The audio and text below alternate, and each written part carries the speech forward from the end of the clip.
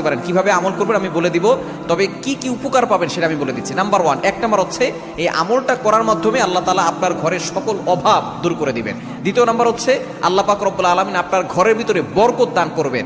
এবং 3 নাম্বার হচ্ছে দুশ্মন থেকে আল্লাহ তাআলা আপনাকে মুক্তির ব্যবস্থা করে দিবেন। এবং 4 নাম্বার হচ্ছে আপনার জানমাল নিরাপত্তার ব্যবস্থা করবেন আল্লাহ তাআলা। এবং 5 নাম্বার হচ্ছে হাউজে কাউসারের পানি আল্লাহ তাআলা আপনাকে দান করবেন।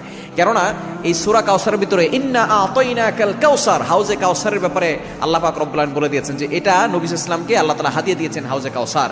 একমাত্র আমাদের নবীজি সাল্লাল্লাহু আলাইহি ওয়াসাল্লাম তার উম্মতদেরকে হাউজে কাউসারের পানি পান করাবেন, যা সাদা হচ্ছে দুধের থেকেও বেশি সাদা এবং মধুর থেকেও বেশি মিষ্টি।